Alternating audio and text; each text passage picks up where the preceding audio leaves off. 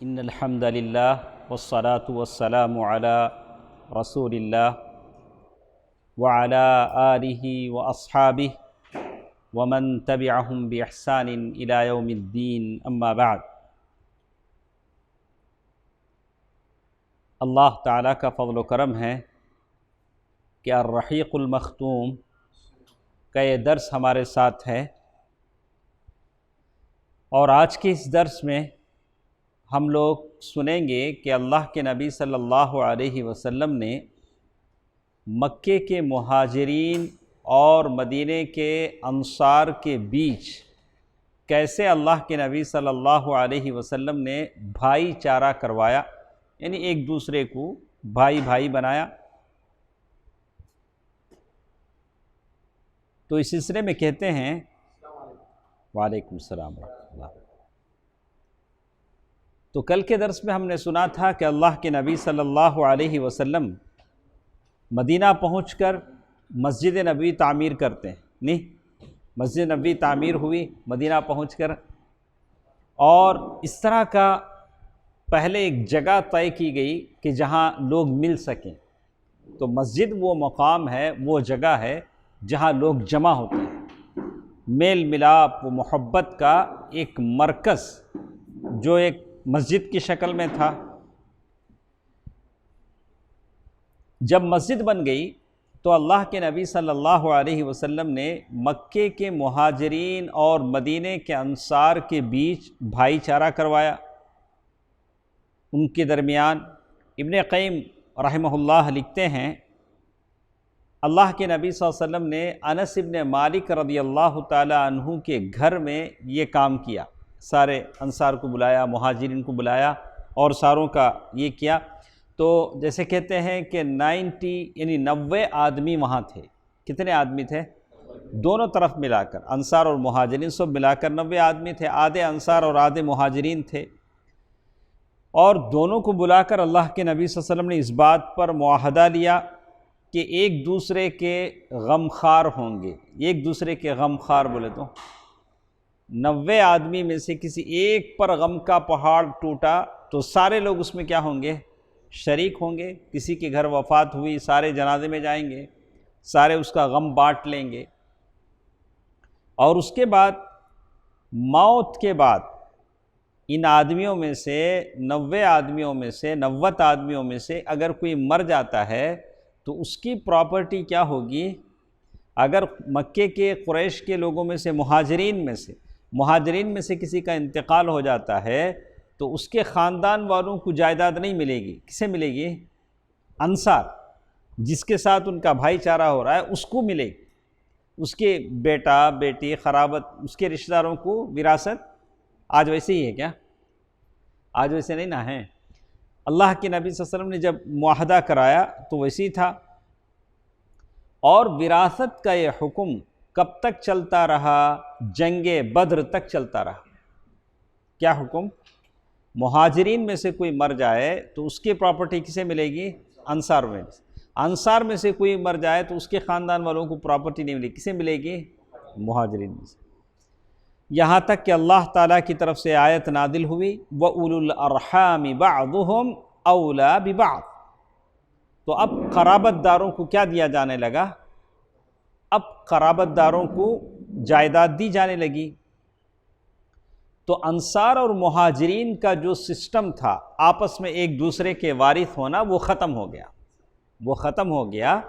اب انصار اگر کوئی مر جاتے تو ان کے خاندان والوں کو وراثت ملتی، مہاجرین میں سے کسی کا انتقال ہو جاتا تو ان کے خاندان والوں کو یہ ملتی۔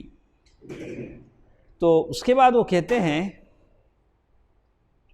کہ مہاجرین جو تھے، مہاجرین ایک جگہ سے دوسری جگہ چھوڑ کر آئے تھے، تو وہ آپس میں ان کے پاس وطنی بھائی چارگی تھی، اسلامی اخوت تھی، رشتہ داری اور قرابت داری تھی، ان کو آپس میں کوئی معاملہ نہیں تھا۔ لیکن آپ بھی یہاں بھی دیکھیں گے باہر سے جو لوگ ادھر مائیگریٹ ہو کے آتے ہیں وہ آپس میں بڑے یونٹی رہتے ہیں۔ ہم لوگ یہاں کے جو لوگ لوکل ہوتے ہیں، لوگ آپس میں کیا ہوتے ہیں؟ میرا گریبان آپ کا گریبان میں۔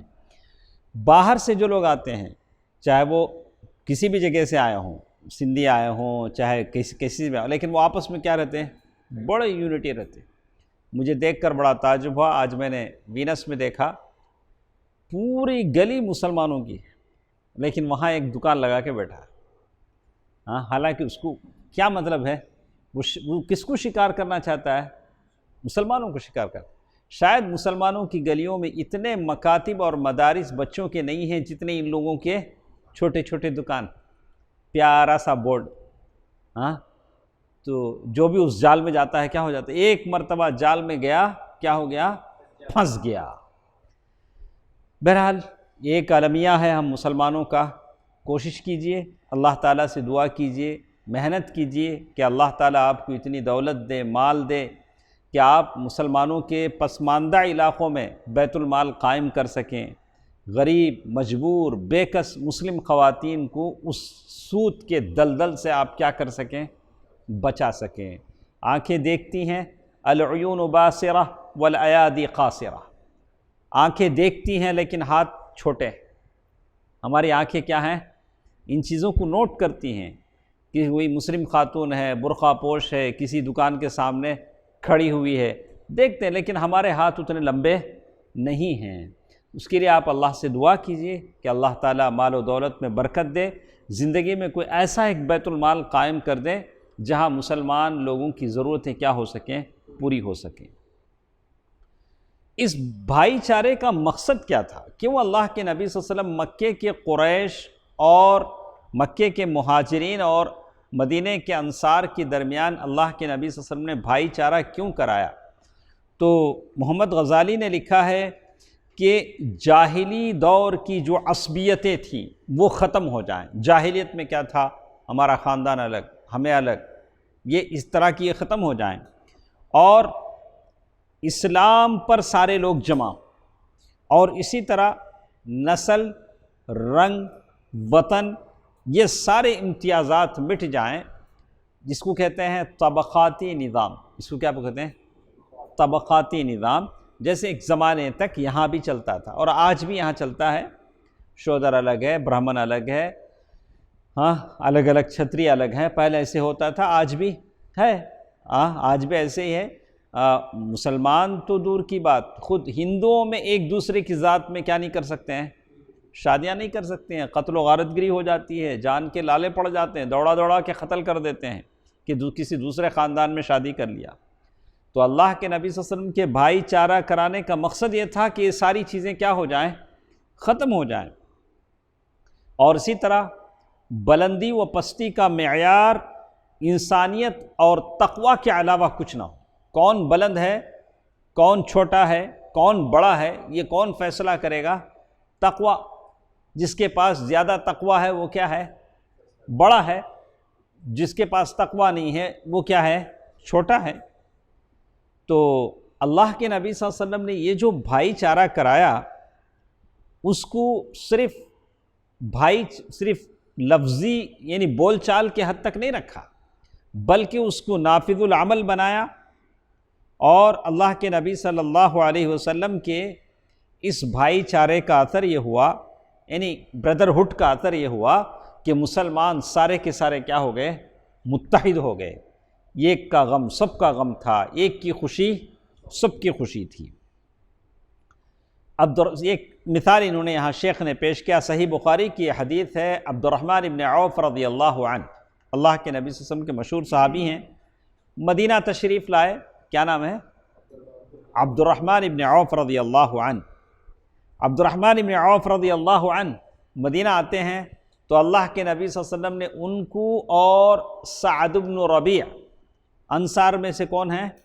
سعد بن ربیع، دونوں کو بھائی بھائی بنایا، بولا کہ یہ دونوں آپ کیا ہیں؟ بھائی بھائی ہیں۔ اس کے بعد سعد بن ربیع رضی اللہ عنہ انصاری صحابی ہیں، وہ عبد الرحمن ابن عوف رضی اللہ تعالیٰ عنہ کے پاس گئے، جا کر کہا کہ دیکھو عبد الرحمن، میں انصار میں سب سے زیادہ مالدار آدمی ہوں۔ کون؟ سعد بن ربیع۔ آپ میرا مال 2 حصوں میں بانٹ کر آدھا لے لیں، آدھا میں لے لوں گا۔ میں نے جو مال بڑی محنت سے کمایا ہے اس سارے مال کے 2 حصے کر لیتے ہیں، آدھا مال آپ لے لیں، آدھا مال، ایسا آج کوئی بول سکتا کیا؟ یہاں تو چمڑی جائے لیکن دمڑی نہ جائے والا معاملہ، ایسا ہو سکتا ہے۔ لیکن یہ صحابہ کرام کی تربیت تھی، وہ ایمانی تاثیر تھی۔ انہوں نے کیا کہا؟ میں نے جو مال کمایا ہے آدھا مال آپ لے لیں، آدھا مال میں لے لیتا ہوں۔ اور انہوں نے کہا کہ میری 2 بیویاں ہیں، آپ دیکھ لیں کون ان میں زیادہ خوبصورت ہے، آپ سلیکٹ کر لیں، میں طلاق دے دیتا ہوں، عدت گزارنے کے بعد آپ شادی کر لیں۔ اللہ اکبر، اللہ اکبر۔ اور کہا عبد الرحمن ابن عوف رضی اللہ تعالی عنہ، ان کی باتوں کو سنا جو کچھ سعد ابن ربیع نے کہا، سن کر کیا کہا؟ اللہ تعالی آپ کے مال میں اور گھر والوں میں برکت دے۔ وہاں لوگ بھی الگ ہی تھے، آج کل کے لوگ ہوں تو شاید جواب کیا ہو؟ مال مفت در گھسیٹ۔ یہاں کیا ہوتا ہے؟ مال مفت کیسا بھی آؤ، مال مفت کیا کرو؟ گھسیٹو۔ وہاں وہ لوگ ایسے نہیں تھے، یعنی دونوں الگ تھے۔ بولنے والے کے اندر بھی ایمان کوٹ کوٹ کر بھرا تھا، سننے والے کے اندر بھی ایمان کوٹ کوٹ کے بھرا تھا۔ انہوں نے کیا کہا؟ اللہ تعالیٰ آپ کے مال میں، بیوی بچوں میں برکت دے، مجھے اتنا بتا دیجئے کہ آپ کے اس مدینے کا مارکیٹ کہاں ہے؟ مدینے میں مارکیٹ جانے کا راستہ کہاں ہے؟ بازار کہاں ہے؟ آپ اتنا مجھے بتا دیں تو آپ لوگوں کا بازار کہاں ہے؟ تو لوگوں نے بنو قینقاع کا بازار بتلایا، وہ بازار ہے۔ جب وہ بازار سے واپس آئے تو ان کے پاس پنیر اور گھی تھا۔ مطلب کیا ہوا؟ وہاں جا کر انہوں نے کاروبار کیا، اچھا منافع کمایا، پنیر اور گھی لے کر آئے۔ اس کے بعد روزانہ جاتے رہے۔ مسئلہ یہ نہیں ہے، ہمارے بچے کیا کرتے ہیں؟ پہلے ہی گھبرا جاتے ہیں، پہلے ارے اتنے دکان ہیں مجھے سیٹ ہوتا نہیں۔ تھوڑے لوگ پہلے پریشان ہو جاتے ہیں، پہلے کیا کرتے ہیں؟ پہلے ہی کیا ہوتے ہیں؟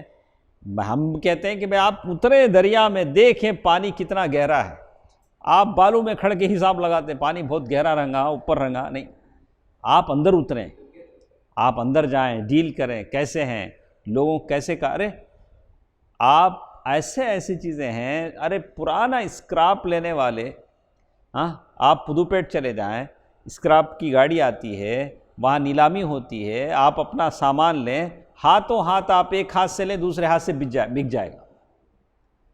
دنیا میں محنت کرنے والوں کی کمی ہے، اس لیے کہ رزاق اللہ، ان اللہ هو الرزاق ذو القوۃ المتین۔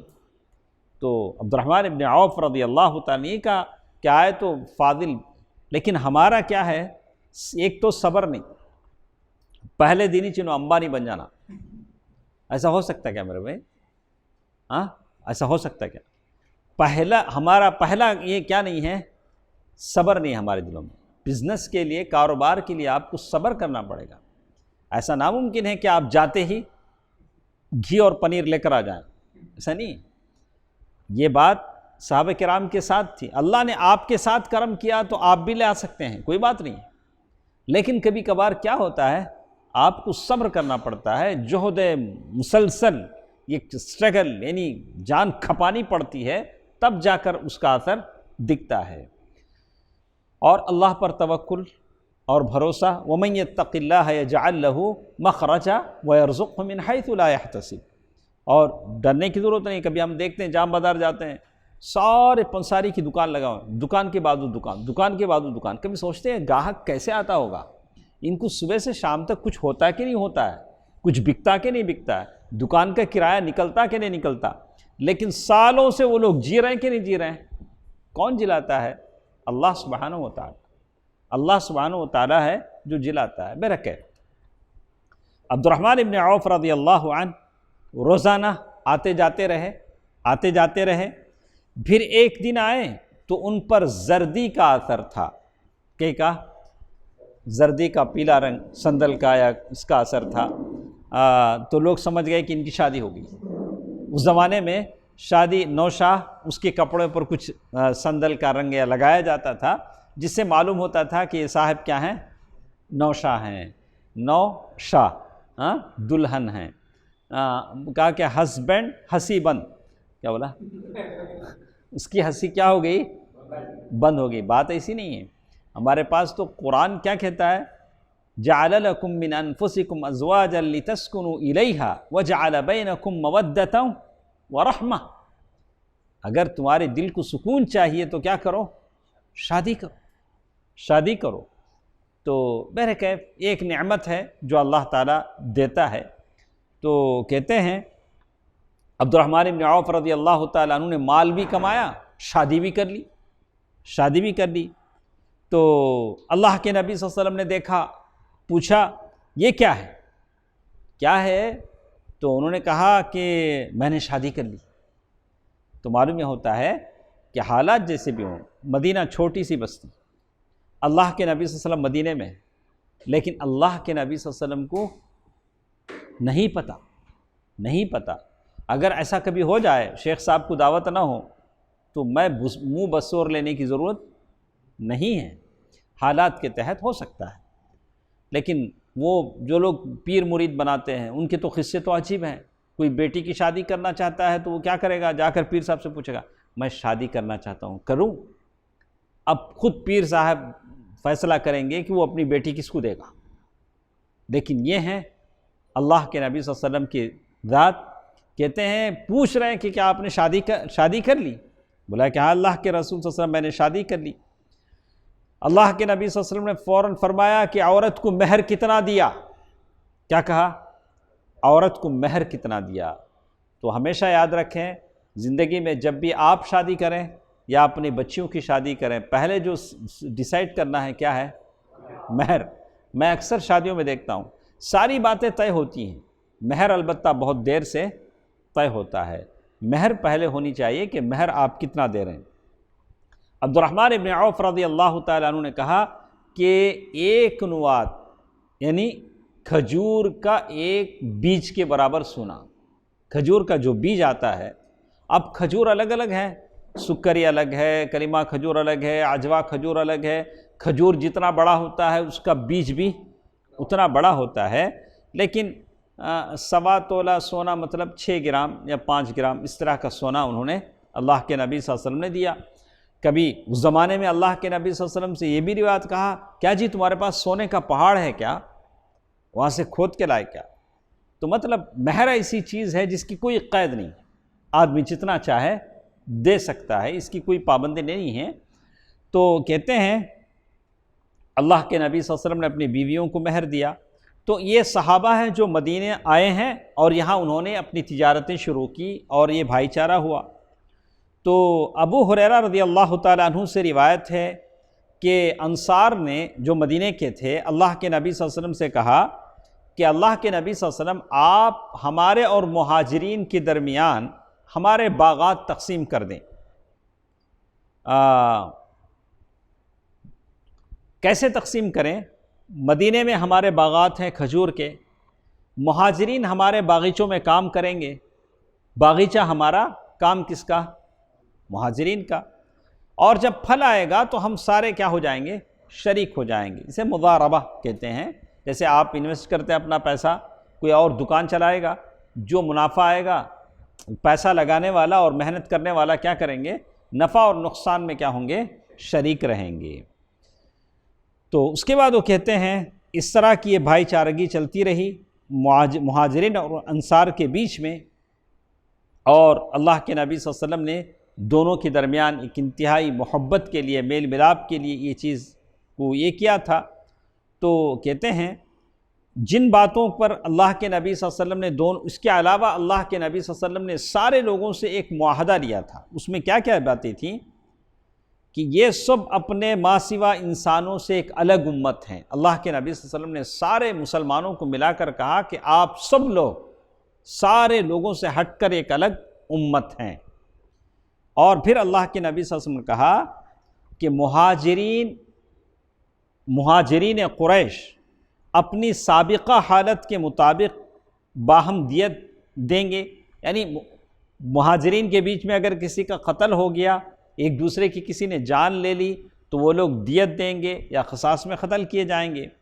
تو یہ ساری باتیں اللہ کے نبی صلی اللہ علیہ وسلم نے کہا کہ پہلے جیسے ہوتا تھا ویسے ہوگا، یعنی بہت سارے اس باتوں پر اللہ کے نبی صلی اللہ علیہ وسلم نے ان سے معاہدہ لیا، اور اسی طرح کہا کہ سارے سچے مومن اس شخص کے خلاف ہوں گے جو ان پر زیادتی کرے گا، یعنی جو بھی مسلمانوں پر حملہ کرے گا سارے مسلمان اس کا جواب دیں گے۔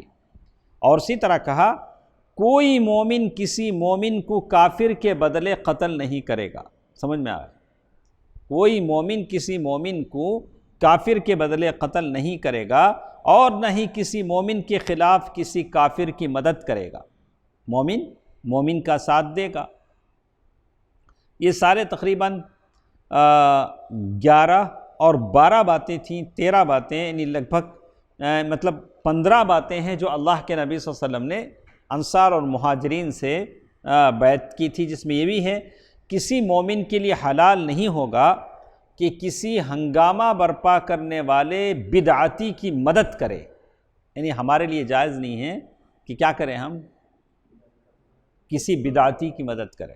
معلوم ہے کہ بدعتی ہے تو آپ اس کا ساتھ نہیں دیں گے، اور اسے پناہ دے، جو اس کی مدد کرے گا یا اسے پناہ دے گا اس پر قیامت کے دن اللہ تعالیٰ کی لعنت اور اس کا غضب ہوگا، اور اس کا فرض و نفل کچھ بھی اللہ تعالیٰ قبول نہیں کرے گا۔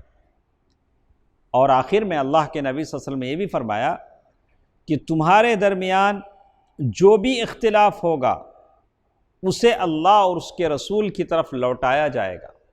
کوئی بھی اختلاف مسلمانوں کے اندر پیدا ہو جائے تو اسے کہاں لوٹائیں گے ہم؟ اللہ اور اس کے رسول کی طرف۔ یعنی کسی معاملے میں اختلاف پیدا ہو تو ہم قرآن میں اس کا حل تلاش کریں گے یا اللہ کے نبی صلی اللہ علیہ وسلم کی احادیث میں اس کا حل تلاش کریں گے۔ اللہ کے نبی صلی اللہ علیہ وسلم نے یہ جو بھائی چارہ کروایا تھا اور یہ جو معاہدہ کروایا تھا، یہ جو ایگریمنٹ مسلمانوں کے بیچ جو بیعت ہوئی تھی، اس کا بہت زیادہ اثر مسلمانوں پر ہوا، ان کے اخلاق سدھر گئے، ان کی عبادتوں میں اثر نظر آنے لگا۔ لیکن اللہ کے نبی صلی اللہ علیہ وسلم ایسے تعلیمات بھی دیتے رہے۔ جیسے ایک صحابی نے اللہ کے نبی صلی اللہ علیہ وسلم سے پوچھا کہ کون سا اسلام سب سے بہتر ہے؟ ابھی نیا نیا مدینے کا معاشرہ ہے۔ اللہ کے نبی صلی اللہ علیہ وسلم نے جواب دیا، تم کھانا کھلاؤ، پہلا کیا بولے؟ کھانا کھلاؤ، غریبوں کو کھانا کھلانا یہ بہت بڑا کام ہے، اطعم الطعام۔ اور کہا شناسا اور غیر شناسا کو سلام کرو، یعنی تم جسے پہچانتے ہو اسے بھی سلام کرو، تم جسے نہیں پہچانتے ہو اسے بھی سلام کرو۔ ہمارا معاملہ تو عجیب ہے، ہم لوگ تو ہر ایک کو سلام کرتے ہیں، لیکن کچھ لوگ ہیں انہوں نے اپنی شناخت بنا لی ہے، اس طرح ہے انہی کو سلام کرو۔ تو میں ایک صاحب کو اچھی طرح جانتا ہوں، میرے گلی میں رہتے ہیں، ماشاءاللہ اچھی داڑھی ٹوپی سب، کبھی انہوں نے میرے سلام کا جواب نہیں دیا، کبھی بھی نہیں دیا۔ تو کبھی جی کہتا ہے کہ میں ان سے پکڑ کے بولوں کہ بھائی اس طرح آپ دنیا سے چلے جائیں تو اللہ تعالیٰ شاید اس بات پر پکڑ نہ لے، اس لیے کہ میں یہ سمجھتا ہوں کہ آپ ایک مسلمان ہیں، آپ کی شناخت، آپ کی داڑھی، آپ کا چہرہ، آپ کی ٹوپی مسلمان ہے، تو اس لیے ہم آپ کو سلام کرتے ہیں۔ اگر آپ جواب نہیں دیتے ہیں کہ صرف اس وجہ سے کہ ہماری جماعت کا نہیں، تو پھر اللہ تعالیٰ کے پاس آپ کو جواب دینا پڑے گا۔ یہاں جواب نہیں دیے تو کہاں جواب دینا پڑے گا؟ وہاں جواب دینا پڑے گا۔ تو اللہ کے نبی صلی اللہ علیہ وسلم کی ہمارے پاس تعلیم ہے کہ تم جسے پہچانتے ہو اسے بھی سلام کرو، جسے تم نہیں پہچانتے ہو اسے بھی سلام کرو۔ عبداللہ بن سلام رضی اللہ عنہ، ان کے بارے میں ہم نے سنا کہ وہ کہتے ہیں جب میں مدینہ تشریف لایا تو اللہ کے نبی صلی اللہ علیہ وسلم کی خدمت میں حاضر ہوا، اور آپ کے چہرے مبارک کو جب دیکھا تو میں سمجھ گیا کہ آپ کا چہرہ جھوٹے کا چہرہ نہیں ہو سکتا۔ پھر آپ نے پہلی بات جو ارشاد فرمائی وہ یہ تھی، یا ایھا الناس افشوا السلام، اے لوگو اسلام پھیلاؤ یا سلام پھیلاؤ۔ پہلے کہا کیا بولا؟ افشوا السلام، یا لوگو کیا کرو؟ سلام پھیلاؤ، سلام پھیلاؤ۔ حضرت علی رضی اللہ تعالیٰ عنہ نے اسی لیے کہا کہ کسی سامنے والے کے دل میں اپنی جگہ بنانے کے لیے آپ اسے سلام کریں۔ سلام ہی ایسی چیز ہے جو کیا کرتی ہے؟ سامنے والے کے دل میں آپ کی جگہ بناتی ہے۔ لیکن دل بھی کیا ہونا چاہیے؟ قلب سلیم ہونا چاہیے۔ لیکن کسی دل پر اگر اللہ نے ٹھپا لگا دیا ہو، آپ سلام کرتے کرتے تھک جائیں گے لیکن ادھر دل میں کوئی بدلاؤ نہیں آئے گا۔ تو کہتے ہیں لیکن اللہ پر بھروسہ ہے، پتھر بھی کبھی کیا ہوتا ہے؟ پگھل جاتا ہے۔ اللہ کے نبی صلی اللہ علیہ وسلم نے کہا اے لوگو کیا کرو؟ سلام پھیلاؤ، سلام پھیلاؤ، صلہ رحمی کرو، صلہ رحمی کرو، کینشپ یعنی آپ کے رشتہ دار ہیں، پھوپھی ہیں، خالہ ہیں، ماموں ہیں، بھائی ہیں، ان کے ساتھ کیا کرو؟ جو دور ہوتے ہیں انہیں اپنے سے قریب کرو۔ اور رات میں جب لوگ سو رہے ہوں تو تم نماز پڑھو۔ یا اللہ کیسا حکم ہے! اور رات میں جب لوگ سو رہے ہوں تو تم نماز پڑھو۔ اللہ اکبر! کیا ہوگا؟ تم سلامتی کے ساتھ جنت میں داخل ہو جاؤ، سلامتی کے ساتھ جنت میں داخل ہو جاؤ گے۔ تو اللہ کے نبی صلی اللہ علیہ وسلم اس طرح کی تعلیمات مدینہ پہنچ کر دیتے تھے۔ اللہ کے نبی صلی اللہ علیہ وسلم یہاں تک فرماتے تھے کہ وہ شخص جنت میں داخل نہیں ہوگا جس کا پڑوسی، جس کا نیبر اس کی شرارتوں اور تباہ کاریوں سے محفوظ نہ ہو۔ آدمی کو سب سے زیادہ خطرہ کس سے ہوتا ہے عمران بھائی؟ پڑوسی سے۔ اس لیے کہ پڑوسی پورا آبزرو کرتا ہے، آپ گھر میں کب ہیں، کب گھر میں نہیں ہیں، آپ کیا لاتے ہیں، آپ کا ڈسٹ بن کن کن چیزوں سے بھرا ہوا ہوتا ہے، آپ کب بھوکے ہیں، کب بھوکے ہیں، کب آپ پیٹ بھرے ہیں، ساری بات نہیں معلوم ہوتا، پڑوسی کو نہیں معلوم ہوتا، پڑوسی کو معلوم ہوتا۔ تو وہ آپ کے لیے خیر بھی ہے۔ آپ پر کوئی مصیبت آ پڑتی ہے تو فوراً اگر وہ اچھا ہے تو سب سے پہلے کیا آتا ہے مدد کے لیے؟ وہی آتا ہے۔ اسی لیے اللہ کے نبی صلی اللہ علیہ وسلم نے پڑوسی کے ساتھ حسن سلوک کی تاکید کی۔ تو اسی لیے جبریل امین کے بارے میں کہا کہ مجھے تو لگتا تھا کہ کہیں میری جائیداد کا اسے وارث نہ بنا دیں، پڑوسی کے بارے میں۔ تو کہتے ہیں اسی طرح اللہ کے نبی صلی اللہ علیہ وسلم فرماتے تھے کہ مسلمان وہ ہے جس کی زبان اور ہاتھ سے دوسرے مسلمان کیا رہیں؟ محفوظ رہیں۔ اللہ میں ہمارے سارے نوجوانوں سے کہوں گا کہ اپنی زبان کی حفاظت کریں۔ ہم لوگ اچھے ہیں، نمازی ہیں، ہم لوگ ماشاءاللہ اللہ تعالیٰ سے ڈرتے بھی ہیں، لیکن ہماری زبان ایسی ہے جو کبھی ہماری کیا ہو جاتی ہے؟ پھسل جاتی ہے۔ زبان کی حفاظت بہت بڑی چیز ہے۔ اللہ کے نبی صلی اللہ علیہ وسلم نے اسی لیے فرمایا تم میں سے کوئی شخص ہرگز اس وقت تک مومن نہیں ہو سکتا جب تک کہ اپنے بھائی کے لیے وہی پسند نہ کرے جو اپنے لیے پسند کرتا ہے۔ آپ اپنے لیے جو پسند کرتے ہیں وہ اپنے بھائی کے لیے پسند کریں۔ اور اسی طرح اللہ کے نبی صلی اللہ علیہ وسلم نے یہ فرمایا کہ سارے مومنین ایک آدمی کی طرح ہیں، کالجسد الواحد۔ سارے مومن کیا ہیں؟ ایک جسم کی طرح۔ اذا اشتکى منہ عضو تداعى له سائر جسدہ۔ سارے مومن ایک جسم کی طرح ہیں۔ اگر جسم کی اس کی آنکھ میں اگر تکلیف ہو تو سارے جسم کو تکلیف محسوس ہوتی ہے، اور اگر سر میں تکلیف ہو تو سارے جسم کو تکلیف محسوس ہوتی ہے۔ ہمارے ایک بھائی کو تکلیف ہوتی ہے تو ہم سارے کیا کریں؟ تکلیف محسوس کریں۔ اسی لیے دنیا کے کسی کونے میں کسی ایک مسلمان کو اگر تکلیف ہوتی ہے تو ہم سارے مسلمان تڑپ اٹھتے ہیں۔ لوگ کہتے ہیں کہ ارے کہاں کا واقعہ ہے، آپ کو کیا ہوتا ہے؟ ارے وہ ہمارا مسلمان بھائی ہے، وہ ہمارا کلمہ گو مسلمان بھائی ہے، وہ ہماری طرح نماز پڑھتا تھا، وہ ہماری طرح کلمہ پڑھتا تھا، ہماری طرح اس کی شب و روز گزرتے تھے۔ وہ ایمانی اخوت ہے، ایمانی بھائی چارہ ہے، جس کی وجہ سے ہمارے دل میں درد اٹھتا ہے، ہم ہمدردی کا اظہار کرتے ہیں۔ اللہ کے نبی صلی اللہ علیہ وسلم فرماتے ہیں مومن کے لیے ایک عمارت کی طرح ہے جس کا بعض حصہ بعض کو قوت پہنچاتا ہے۔ ایک دیوار ہے، دیوار آپس میں جڑی ہوئی ہے، اس کی اینٹیں آپس میں کیا ہیں؟ مضبوط ہیں۔ ویسے ہم لوگ مومن کیا ہیں؟ باقی اگر اس کو ہم سمجھ جائیں شاید ہم میں سے کوئی غربت اور افلاس کا شکار ہو۔ ایک بھائی کے اندر اگر کہیں محتاجی آتی ہے تو اگر ہم سارے مل کر اگر اس کا ساتھ دیں تو شاید ہمارے بیچ میں کوئی ایسا نہیں ہوگا جس کو اپنی ضرورتوں کے لیے کسی اور کے پاس جانا پڑے۔ اللہ کے نبی صلی اللہ علیہ وسلم فرمایا آپس میں بغض نہ رکھو۔ آپس میں کیا نہ رکھو؟ بغض بولے تو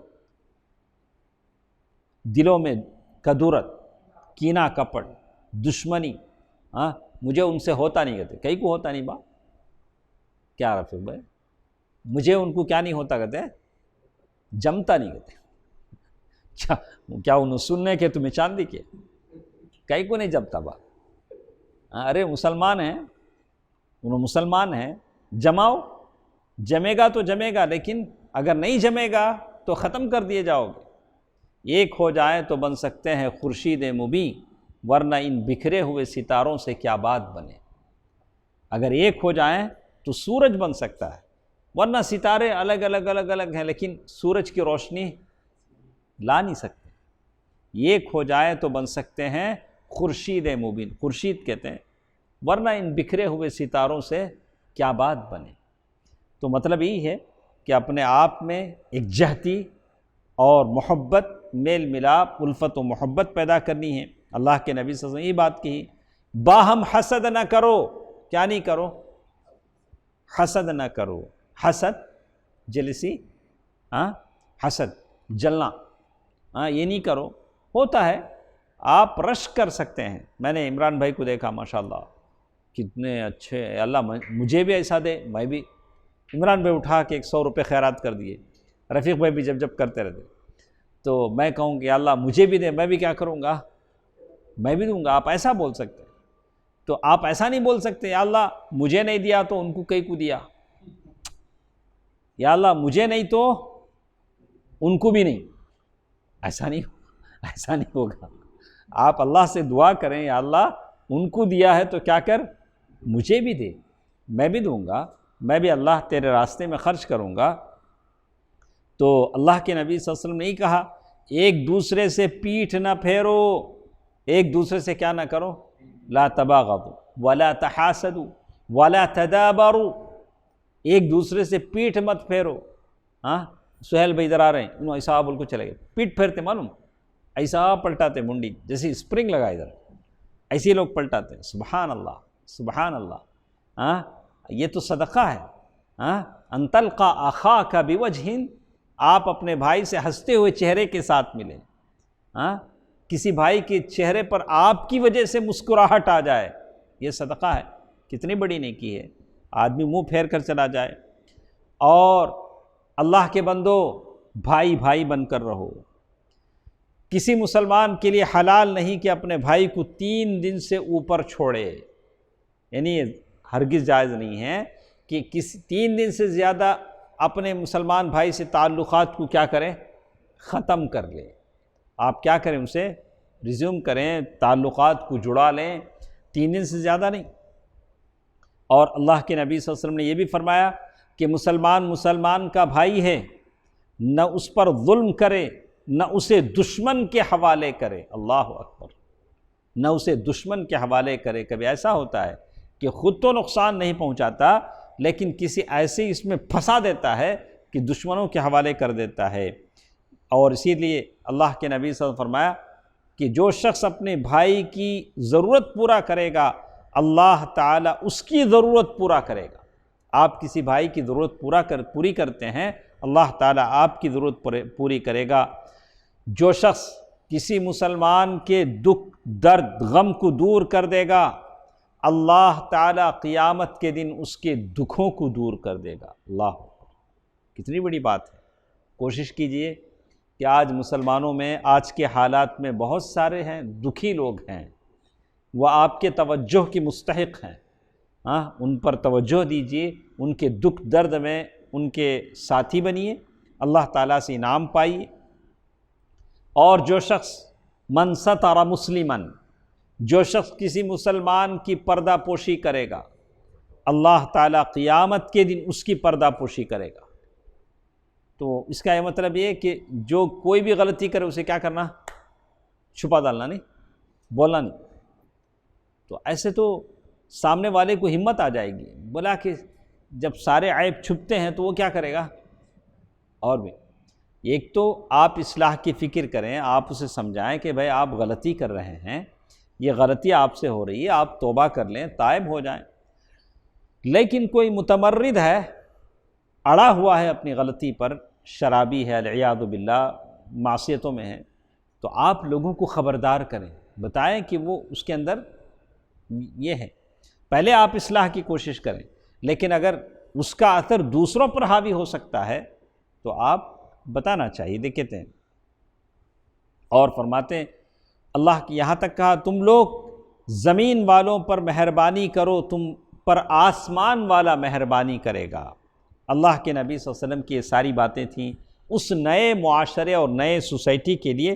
اور آگے اللہ کے نبی صلی اللہ علیہ وسلم نے کیا اچھی بات کہی، دیکھیے، وہ شخص مومن نہیں، کیا عمران بھائی، وہ شخص مومن نہیں جو خود پیٹ بھر کھا لے۔ کبھی لوگوں کو پیٹ بھر کھا کے پھر ہاضمولہ کھانا پڑتا ہے، نہیں، وہ شخص مومن نہیں جو پیٹ بھر کھا لے، اس کے بازو میں رہنے والا پڑوسی بھوکا ہو۔ ہاں، آپ کے آس پاس کے لوگ تڑپ رہے ہوں، ایک وقت کا کھانا کھا کے جیتے ہوں، ہم لوگ کھانا ہضم کیسے کریں اس چکر میں ہوں، کبھی دوڑ لگا رہے ہوں، کبھی اوپر سے نیچے، نیچے سے اوپر۔ ہاں، تو کہا کہ ایسا شخص کیا نہیں ہے، مومن نہیں۔ تو یہ بڑی ذمہ داری کی بات ہے جو آپ جیسے باشعور لوگوں پر عائد ہوتی ہے، کہ آپ نے سنا ہوگا کہ ایسا بھی ہم لوگوں نے گزشتہ چند مہینوں کے تعلق سے پڑھا کہ بھوک کی وجہ سے مسلمان خاتون کا انتقال ہو گیا نا، یو پی میں کسی اسٹیم نے پڑھا تھا کہ صرف بھوک کی وجہ سے اس عورت کا کیا ہوا، انتقال ہوا۔ کچھ فقیر گداگر تو ایسے ہیں جو سڑکوں پر نکل جاتے ہیں، بھیک مانگ لیتے ہیں، لیکن کچھ غیرت مند خواتین، مرد، عورتیں، فیملی ایسے ہوتے ہیں جو کسی کے سامنے بول نہیں سکتے، ہاں، وہ مانگتے نہیں، للسائل والمحروم۔ ہاں، کچھ لوگ مانگتے ہیں، کچھ لوگ کیا نہیں کر سکتے، مانگ نہیں سکتے ہیں، ڈھونڈ ڈھونڈ کر اگر آپ ان کو دیتے ہیں تو آپ کے لیے بڑا ثواب ہے۔ اللہ کے نبی صلی اللہ علیہ وسلم نے کہا کہ مسلمان سے گالی گلوچ کرنا فسق ہے، بے دینی ہے۔ کسی مسلمان کو کوئی گالی دے اور اس سے مار کاٹ کرنا کفر ہے، کسی مسلمان کو مارنا کاٹنا کفر ہے۔ تو اللہ کے نبی صلی اللہ علیہ وسلم اسی طرح یہ بھی فرماتے کہ راستے سے تکلیف دہ چیز کا ہٹا دینا صدقہ ہے۔ راستے میں کوئی تکلیف دے، آج آپ دیکھیں گے آپ کے محلے میں تنگ گلیاں ہیں، اپنی گاڑی لائے، بڑے زور سے لا کے گھر کے سامنے آڑا کھڑا کر دیے، بولا میرا گھر میری گاڑی، بولا کہ آنے جانے والوں کو کیا ہوگا، تکلیف ہوگی۔ راستے سے اس سے آنے جانے والوں کو اگر تکلیف ہوتی ہے تو آپ اسے کیا کریں، سائڈ کر لیں، یا گھر کا سارا کچرا، ابھی تو کچرے کا بہت سارا بندوبست ہو رہا ہے، روزانہ گاڑی آ رہی ہے، آپ کی نیند اچٹ جا رہی ہے، گاڑی کے گانوں سے آپ کو بار بار پریشان کیا جا رہا ہے کہ آپ اٹھ کے اپنا کچرا لا کر کیا کریں، ڈالیں۔ تو ابھی تو انتظام ہے، لیکن اگر سارا کچرا اگر گھر کا سامنے ڈال دیتے ہیں جس سے پڑوسی کو تکلیف ہوتی ہے تو یہ بھی غلط ہے۔ اللہ کے نبی صلی اللہ علیہ وسلم نے کہا، تو اللہ کے نبی صلی اللہ علیہ وسلم فرماتے ہیں راستے سے تکلیف دہ چیز ہٹانے کو صدقہ قرار دیتے تھے، اور یہ بھی کہا کہ یہ ایمان کے شاخوں میں سے ایک شاخ ہے۔ اسی طرح اللہ کے نبی صلی اللہ علیہ وسلم نے صدقہ و خیرات کی ترغیب دلائی، لوگوں سے کہا کہ آپ صدقہ و خیرات کریں۔ اللہ کے نبی صلی اللہ علیہ وسلم نے فرمایا، اور اس کے ایسے ایسے فضائل اللہ کے نبی صلی اللہ علیہ وسلم نے صحابہ کو بتلائے کہ صحابہ بڑی محنت کرتے تھے، صدقہ کرنے کے لیے یہودیوں کے باغیچوں میں جا کر پانی سینچتے تھے، صرف اس نیت سے نکلتے تھے کہ آج جو میں کماؤں گا وہ کیا کروں گا، صدقہ کروں گا۔ اس لیے کہ اللہ کے نبی صلی اللہ علیہ وسلم نے فرمایا کہ صدقہ گناہوں کو ویسے ہی بجھا دیتا ہے جیسے پانی آگ کو بجھا دیتی ہے۔ صدقہ گناہوں کو ویسے بجھا دیتا ہے جیسے پانی آگ کو بجھا دیتی ہے۔ اور اللہ کے نبی صلی اللہ علیہ وسلم یہ ساری باتیں کہاں فرما رہے ہیں، مدینے کی اس نئے معاشرے میں۔ اللہ کے نبی صلی اللہ علیہ وسلم کہہ رہے ہیں کہ دیکھو، جو مسلمان کسی ننگے کو کپڑا پہنا دے، اللہ تعالیٰ اسے جنت میں سبز لباس پہنائے گا۔ جو مسلمان کسی بھوکے کو کھانا کھلا دے، اللہ تعالیٰ اسے جنت کے پھل کھلائے گا۔ جو مسلمان کسی مسلمان کو پانی پلا دے، اللہ اسے جنت کی مہر لگی ہوئی، اسٹامپ لگی ہوئی شراب طہور پلائے گا۔ اللہ کے نبی صلی اللہ علیہ وسلم نے اس نئے معاشرے میں ایسی باتیں کہیں، اور اللہ کے نبی صلی اللہ علیہ وسلم نے صحابہ اکرام کو یہ بھی بتایا کہ آگ سے بچو۔ اب صحابہ اکرام کے دل میں کہیں خیال نہ آئے کہ اب صدقہ پتہ نہیں کتنے پیسے ہوں تو کرنا چاہیے، کتنا بڑا مالدار ہو تو آدمی صدقہ کرے۔ تو اللہ کے نبی صلی اللہ علیہ وسلم فرمایا کہ نہیں، صدقہ کرو، گرچہ کہ کھجور کا ایک ٹکڑا ہی کیوں نہ ہو۔ جنید بھائی، کھجور کا ایک ٹکڑا صدقہ کرو، اگر وہ بھی نہ پائے، اگر وہ بھی نہیں ہے تو پاکیزہ بول بولو، وہ بھی صدقہ ہے۔ کسی کو گائیڈ کر دیا، منہ سے ایک اچھی بات بول دی کسی کو، یہ بھی کیا ہے؟ صدقہ ہے۔ ایک طرف اللہ کے نبی صلی اللہ علیہ وسلم نے لوگوں کو صدقے کا حکم دیا، یہ آج ہمارے پاس بہت ضروری چیز ہے کہ ہم دوسری قوموں میں لنگڑوں، اپاہجوں، اندھوں کو دیکھتے ہیں جو ادر کمیونٹیز کے ہیں۔ پہلے زمانے میں اسٹڈی بوت کا زمانہ تھا، اندھا لنگڑا اسٹڈی بوت لگا کے جی لیتا تھا، یا اپاہج آدمی ہے کچھ نہ کچھ کام کر لیتا تھا۔ ابھی آپ دیکھیں گے، مجھے بڑا تعجب ہوتا ہے، آپ جمالیہ سے آ کر بنی مل کا جو یہ وہاں سے جب ٹرن لیں گے، جمالیہ سے آ کر پیٹرول بنک سے ٹرن لیں گے تو وہاں ایک آدمی بیلٹ بیچتا ہے، نہیں وہ کیسا ہے عمران بھائی؟ اس کا پاؤں نہیں ہے، پاؤں شاید نہیں ہے، اتنے پاؤں ہیں۔ ہاں، وہ سڑک کے کنارے بیٹھ کے کیا کرتا ہے؟ میں ایسی چیزیں دیکھتا ہوں، آپ بھی دیکھیں۔ اللہ تعالیٰ نے کہا کہ یہ اللہ کی نشانیاں ہیں، جس کو دیکھ کر ہم کیا کریں؟ عبرت حاصل کریں۔ تو وہ محنت کرتا ہے، اگر وہی مسلمان ہے تو لیٹر تو مل جاتا ہے، کہیں سے لیٹر لے لے گا اور مسجدوں میں کیا کرے گا؟ چندوں کی شکل میں شروع کر دے گا۔ اسی طرح کچھ لوگ ہیں جو اسلام لاتے ہیں، پھر مسجدوں میں کیا کرنا شروع کرتے ہیں؟ چندہ شروع کر دیتے ہیں۔ اللہ کے نبی صلی اللہ علیہ وسلم نے ایک طرف لوگوں کو صدقے کی طرف ابھارا، دوسری طرف یہ بھی کہا کہ بلا ضرورت کیا نہیں کرو؟ لوگوں سے کیا نہیں کرو؟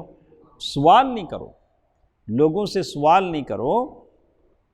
مانگنے سے پرہیز کی تاکید کی، صبر و قناعت کی فضیلتیں بنائی، اور کہا کہ بغیر ضرورت کے اگر کوئی سوال کرتا ہے تو قیامت میں وہ ایسے آئے گا کہ اس کے چہرے سے سارا گوشت ختم ہو جائے گا، صرف ہڈیاں رہیں گی۔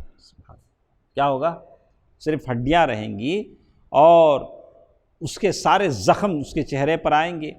لیکن سوال کرنے کے لیے کچھ باتیں بتائے گی، کوئی قرض میں پھنس جائے، کسی دوسرے کے قرض کو اپنے ذمے لے لے، یا بالکل آدمی لاس میں آ جائے، جسے کیا بولتے ہیں؟ آئی پی، یعنی ایک آدمی جس کا پورا کاروبار تہس نہس ہو گیا، یعنی کپڑوں کے ساتھ وہ بچ گیا، اس کے پاس کچھ نہیں، تو ایسا آدمی کیا ہے؟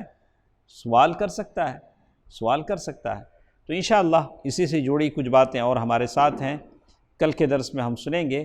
اللہ تعالیٰ بہتر بات سننے اور عمل کرنے کی توفیق دے۔ اللہ تعالیٰ یہ پیاری پیاری باتیں ہیں، اللہ کے نبی صلی اللہ علیہ وسلم کی تعلیمات ہیں، اس پر عمل کرنے کی توفیق دے۔ خاص کر اللہ تعالیٰ سے دعا کیجئے کہ اللہ تعالیٰ آپ کو مجھے لوگوں کی مدد کرنے والا بنائے، اللہ تعالیٰ ہم کو مستغنی کر دے، اللہ تعالیٰ صرف اس کے دربار کا محتاج ہم تمام کو بنائے، آمین۔ والسلام علیکم ورحمۃ اللہ وبرکاتہ۔